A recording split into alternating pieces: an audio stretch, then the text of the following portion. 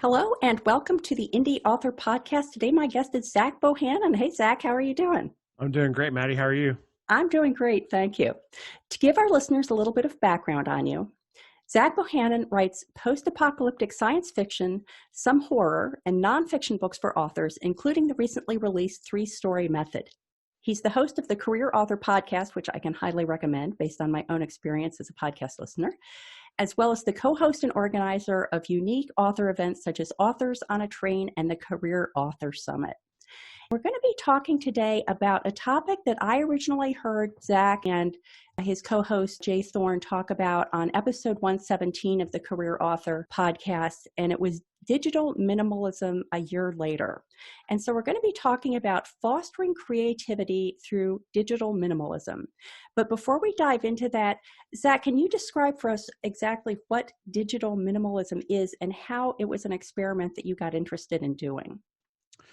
Yeah, so digital minimalism, that term has been coined by Cal Newport, who wrote an amazing book that I recommend anyone read called Digital Minimalism. That book really was kind of the catalyst for me to jump off on this path a little over a year ago now. It's been a year and a couple months. I quit social media. I got rid of any distracting apps on my phone that I just feel like I didn't need. But digital minimalism can take a lot of different forms. For me, it was mostly just like the distraction of social media and how it was having a negative impact on my life. It's not that necessarily it was having a negative impact on my life. It was that it really wasn't adding any value. It's basically just like minimizing your digital footprint and giving yourself more time to focus on the stuff that really matters and what you really want to do, which in my instance is like my creative business. Social media is an obvious example of something that you would want to reduce through digital minimalism. How about other electronic platforms? Yeah, social media is the one most people go to just because there's a lot of studies out there talking about how it's really driving up mental health issues in our country with anxiety and depression. And there's a lot of really interesting statistics out there about that honestly really scared the mess out of me when I started reading that stuff. But it can go a lot of different ways. Just reducing how many apps you have on your phone. We become dependent on convenience of certain things. Another example is I got rid of the Amazon app on my phone and I spend less money on Amazon now. It's amazing how much of a difference that makes because in those little moments of boredom, you'll go and find those apps. And then all of a sudden it's like, oh, I just found this thing I don't need. I'm going to go ahead and buy it. I don't have YouTube on my phone anymore. And I'll tell you what's interesting is when I really started to realize that certain apps were a problem, it was when I would just mindlessly swipe to them on my phone and go to click to where they used to be and they weren't there anymore. For some people, it might be like video games, like maybe you're playing video games too much. That can obviously be a place where you'd want to, have digital minimalism. I don't have email on my phone. I know that's not possible for everybody. Some people, because of day jobs, have to have email. I don't. I can really restrict how much time I want to spend on email because I think we've grown to this place where we think because of the world we're living in and because of everything so fast that people need a response from us right away, but they don't. People can wait a little bit for me to answer their email. And if it's something really important, then I probably know that person good enough to where they have my phone number and they can call me. People are like, wow, what about family? How do you keep up with family? I said, well, they can call me or I can call them. Like there's other ways to reach people. Or what about readers trying to reach out to you? Well, my email's on my website. If someone really wants to get in touch with me, they can take a few extra steps and figure out how. It's not that big of a deal. So I don't really worry about those types of things. I know I kind of went off on a tangent from your original question. No, that's all good. And in fact, it brings up a topic that I did want to talk about, which is that social media is posed as such a must-do, especially for new authors, as a way of reaching and building community with readers. So you're in an enviable position in comparison to some of the listeners because you have quite an established fan base. Yeah. Talk a little bit about how you kept in touch with him, if you did keep in touch with him during your year of digital minimalism, and what advice you might have for people who don't have that ready-made or already created pool of fans to interact with, who are still trying to build their audience. The first thing that's important to understand is I have that now, but I started from zero, just like everybody else. I do want to preface by saying that, I have a lot of author friends who have great success with social media. Like they do really well interacting on social media with readers and building their audience that way. It just didn't work for me. I built my audience through mailing lists, through becoming friends with other authors, doing promo swaps, places like BookBub and eReader News Today, like getting my books on there and running promos, and then, having a really good call to action in the back of my book that got people to want to sign up for my list. That's how I've gotten, thousands of people on my mailing list. And that is my social media. That's how I interact with my readers on the fiction side. On the nonfiction side, Jay and I, is for the podcast, for Patreon, for all our event stuff, we use Slack channels. We've experimented on fiction with having communities off of Facebook. We're brought up to think like, this is what we have to do. And Becca Symes says this a lot in a great book she wrote called Dear Writer, You Need to Quit. I'm going to be talking with Becca in a couple of weeks. Oh, that's awesome. Very, very cool. I love that book. It was very, very inspiring. One thing she says a lot in that book is question the process. I think that especially as new authors, we get into the indie world and there's so much to learn and we get overwhelmed, but you take a lot of things as like, this is what I need to do. But that's not necessarily the case. And like one thing, and Jay was the original person to bring this up to me, and I've really thought about this. I think that we need to question, do readers really want to interact with writers? I think that that's a really valid question. I think we make the assumption that readers want to be in these communities and hear from us. And like I said, I have some friends who have really great groups on Facebook and do really well. But I know for me and for us, we've tried a lot of different things. And it's just readers never really wanted to engage. It could be a genre dependent thing. Like I know a lot of romance authors do really well with this. So maybe like a lot of the women specifically who read romance like being in these Facebook groups. And maybe because we're writing post-apocalyptic fiction, those are more introverted people who want to just stay in their bunkers and not talk to anybody. So there are definitely some factors there. But don't assume you need to be on social media. If you enjoy it and you like being on those platforms, by all means, do it as long as it's not getting in the way of your creativity and you're not spending more time on Facebook than you are getting words down and it's not affecting your mood. That was the thing for me. I could read something on Facebook and they just ticked me off for whatever reason and it ruined my mood for like hours. As a creative, you can't have stuff like that in your head. You can't be worrying about dumb stuff, And so I had to recognize things affect me. That's my personality. I'm not going to try to fight that. So how do I fix that? Well, I eliminate this thing that is causing that. It's really going to be a person by person basis, but don't think that you have to have social media to build a platform because you absolutely do not. When you started your digital minimalism experiment, and I believe that you continued your email communication with your fan base that had signed up for your email list, correct? Mm-hmm. Correct. Yeah, absolutely. Yep. And I believe I remember that you said on the Career Author podcast episode that you had not seen an impact in book sales when you started that experiment. Yep. The most important thing is my sales haven't gone down. They've stayed pretty steady. They haven't increased necessarily as a direct impact of leaving social media. And there's other factors obviously in there, but I think that a lot of people are scared their sales are going to go down or readers are going to forget about them. You just have to find another way to talk to those readers. And I would much rather have readers' email list and talk to them through email than I would a Facebook group where tomorrow Facebook could decide to get rid of Facebook groups, or they could decide to change one little algorithm just like they've done before with Facebook pages. I remember when the Facebook pages algorithm change happened where they bumped it down to like 2% of people who like your page see your post unless you pay for it. And that crushed a lot of authors who were really dependent on that. That's what happens when you depend on another platform. Like I would much rather be doing all that through email. So I'm definitely still communicating with readers. As a matter of fact, this morning I had an email go out because I have a new novel coming out in 2 weeks. And I've already gotten a bunch of emails. So I've been doing that this morning, emailing readers back and forth. So it's not like I'm completely disconnected. And then on the nonfiction side, I mentioned, we have Slack, but the podcast is my social media. So that's how I connect with those people is through the podcast. Comments on the website, comments on Patreon, stuff in Slack. So it's not that we've completely gone antisocial. It's just that I'm more picky about how I do it. And I don't want to be on these infinitely scrolling platforms, these online slot machines that are just totally distracting and filled with toxic crap, How often do you release a fiction book? It hasn't been as much lately. That's about to change. The last year or so, Jay and I have been focused on a lot of different things within our business, and that's kind of gone by the wayside. But a couple months ago, we made a conscious decision. We're obviously still doing a lot of stuff together, but we're also going to start trying to do more stuff on our own. And for me, it was more like I'm going to try to really double down on fiction because in past years, I've gotten 5 or 6 books out in a year. Usually about 4. I think my best year I had 6. The series I'm writing right now are shorter books. around 50,000 words. So I'm hoping to get these out a little bit faster for this new zombie series I'm about to launch. It's an interesting consideration because I think one of the reasons that social media is hyped so much for authors is that for people who aren't on a schedule as fast as that, I'm on more of a book a year kind of schedule, that it's easier for readers to forget about you in between books. If you're only releasing a book once a year, then in a way, I think it's more important to do something that's keeping you in mind with your readers, in addition to the email list, which I totally agree with. I totally agree with the importance of owning your platform, but that social media can provide a way to keep that connection if it's used judiciously, and you don't let it take over the time that you should actually be spending writing.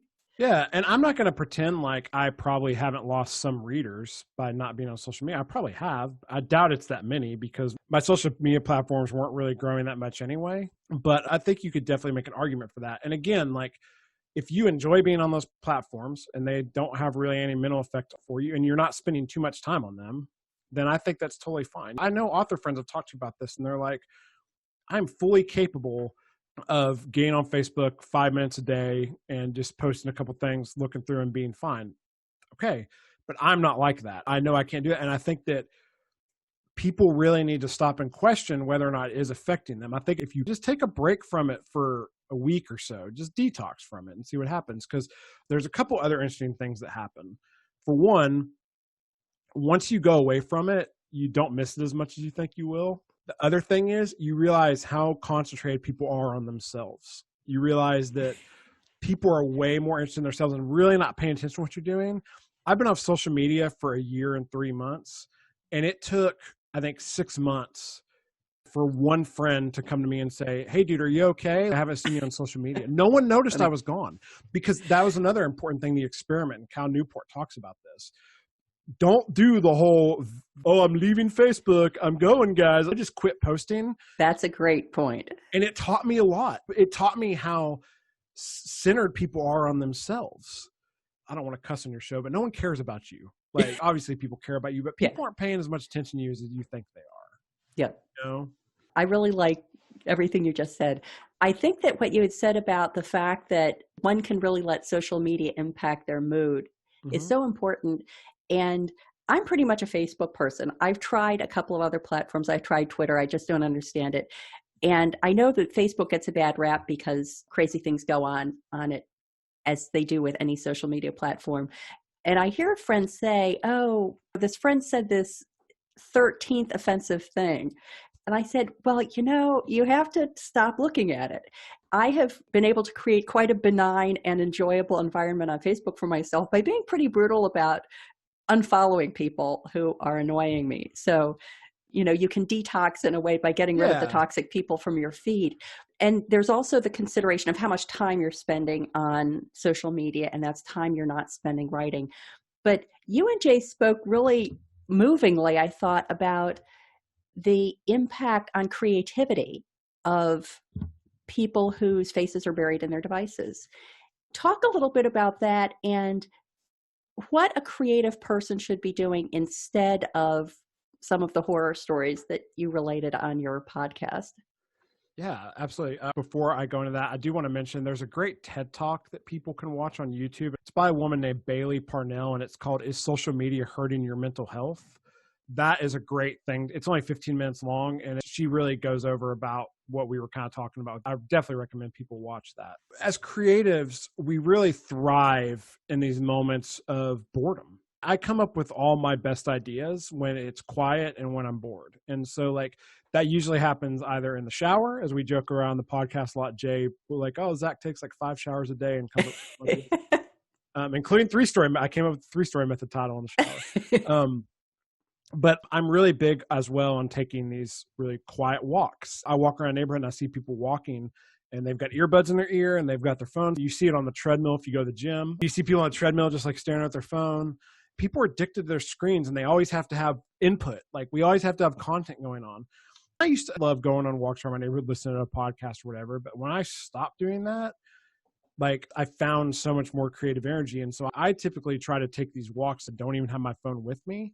Or if I'm going somewhere where I need to have it just in case, I'll have it on silent or turn it off, but have it somewhere where I can't reach it, like in a bag or something. I don't want to be able to just go into my pocket and grab it because we mindlessly do that, But I've just found by doing that, if I'm struggling on a plot thing in a book, I can almost always work through it just on a silent walk or in the shower. If I need to think of a title for something or whatever it is, like I'm so much more creative.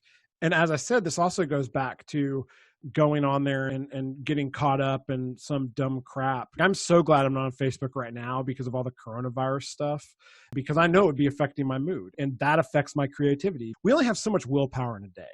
And I want to be thinking about the stuff that really matters and worrying about the stuff that really matters and not all this other junk that I can't control. So that absolutely affects your creativity for sure. Like just not having that extra input coming in and taking away your willpower. My dad, we were talking about this. He's like, why don't you just unfollow her like you were saying, And I'm like, okay, I could do that. But like, to me, that's just a waste. That's not worth my time, especially when I've already removed myself from the platform and I realized I don't miss it. Like if it was something I really missed and wanted to be on, I probably would take time to do that. For me, I don't miss it. The other aspect of an impact on creativity, there's that idea that if you can get away from your device, you're giving yourself more room internally to work through ideas, come up with those ideas, be creative in that sense. The other way I think that digital minimalism can be really helpful to creativity is that, especially if you're writing fiction, I always get my ideas for characters by looking at what's going on around me. Absolutely. I rarely take an individual and transfer them wholesale into a book, but I'll be sitting in a restaurant and notice how a couple is talking to each other, or walking in the park and see a family playing soccer together or something like that. And if you're focused on your phone, then you're missing all that fodder that's out there in the world that you can use in your work. Have you found any difference for yourself, especially with your fiction, in a benefit in that way of digital minimalism? Oh, absolutely. I'm the same way. I like to observe people and put that in my characters. And you absolutely get more of that when you're not when you can actually pay attention. I love sitting in coffee shops and work, and I can't wait till I can do that again. And, in the moments where I'm sitting there working, if I kind of take a break, instead of like picking up my phone and looking at it, because I have that in my backpack, like in a deep pocket where I can't get it. My phone's on do not disturb, but like the people who absolutely need to reach me, like my wife, I have her set as a favorite on my phone. So like it'll break through that do not disturb. So like if she needs to reach me, she can get a hold of me, and so can like family. But anyone else, I'm like, I just don't need to hear from you right now. And I don't have a lot of notifications set up on my phone anyway, just text messages pretty much and a couple other things.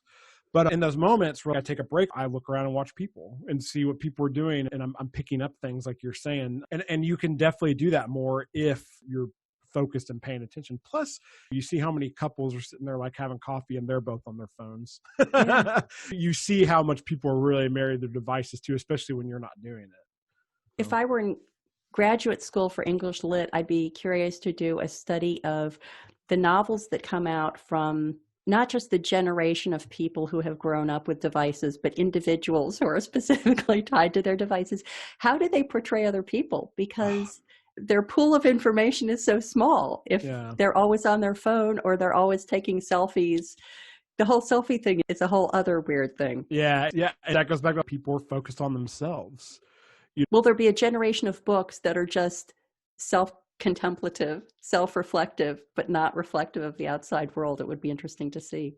Yeah, it's bizarre. You and I, you talked before the show about when I was at the art museum in Chicago. I'm sitting there, my phone's off. The one person who I need to be able to reach me is with me, my wife. And I'm looking at like this, it was either a Van Gogh or a Da Vinci painting. And I'm sitting there enjoying it, and this woman jumps in front of me and takes a selfie in front of it and then just walks away. I'm like, you don't even look at the painting. People were taking pictures of all these paintings, and I'm just thinking to myself, when are you actually going to go back and look at those? I do the same thing at concerts. Like I used to take a bunch of photos at concerts. I never go back and look at them. I might post them to social media or whatever just to be like, hey, look where I was. But, and create FOMO for other people and make them feel bad for themselves. Like, oh, I wish I was there. Yeah. Just enjoy your surroundings. Be bored. It's okay to be bored sometimes. Yeah. I think that's a really important message. The other aspect, and I'm not even sure this falls into digital minimalism or not, but here we are coming to the end sort of the COVID quarantine. Depends what state you live in. Depending on what state you live in. Yeah. And Zoom has really been a lifeline for me. I use Zoom for my podcast interviews, but also I do a daily Zoom sprint with a couple of fellow authors, which has been great. And Zoom cocktail parties. I'm able to get together with people that I would never be able to get together with otherwise because of geographic or timing considerations. Do you feel as if there are pros and cons from a digital minimalism point of view to what is now an enforced increased reliance on this kind of communication, but that might continue after the driving force of the virus has passed? That is such a great question. It really is. And for anyone who listens to The Career Author and knows Jay and I, we've kind of put our flag in the sand. We are all about in-person interaction. There's been these in-person events. We've seen the impact and the difference of having them happen in person and what happens when you get a bunch of people in a room as opposed to doing things online. And, he and I have these meetings when we're going to start a new series together. We have a big thing in our business we talk about. We always do that in person. We always meet in Cincinnati, which is halfway between where the two of us live. But I have to tell you, after doing the Career Author Summit online and seeing how that went and going through this whole thing, we still very strongly believe that in-person interaction is by far the best. But we've kind of come around on how you still can have an impact virtually, and how Zoom and doing the types of things you're talking about can still be awesome, and you can still do some really cool things and they can still be impactful. So I know for us personally, it has made us think about that a little more and looking at our events moving forward. They're still going to be focused on doing stuff in person, but we are going to consider other options because we're really seeing what the value was like, and that, okay, maybe it's not quite as bad as we thought, and you still can get a lot of value out of this type of stuff. Great. Well, that was just such great food for thought, Zach. I appreciate you spending the time talking to us about it. And this is the point where normally I would say, let us know where we can find you and your work online. Not sure if that's the right line to use in the circumstance, but if people want to find out more about you or the events you just talked about, where should they go to get that information? Yeah, so I know these are all authors, so don't worry about my fiction books. I don't like promoting that stuff on these, but just go to thecareerauthor.com, and that's where you can find our podcast. You can find all the really cool stuff, the events we do. We have some really awesome stuff, fingers crossed, for next year that we actually announced at the summit. We talked about them, but we haven't announced them publicly yet because we're finalizing dates, which is crazy right now. Trying to run events and try to plan for that stuff right now is pretty nuts, but that's the best place to go find out because we have some really cool world building weekends. We are planning on doing the summit in person again next year, which is our 125 in-person conference. We already have our speaker lineup. We have everyone lined up, and we're just trying to figure out if we're going to move the date or not. So just head over to thecareerauthor.com and you can see all the cool stuff Jay and I do over there for authors. Great. And I can also put a plug in that your podcast is wonderful. So I highly recommend people head over there and check that out as well. Thank you. Sure. Thank you so much, Zach. This was fun. Awesome. Thanks for having me.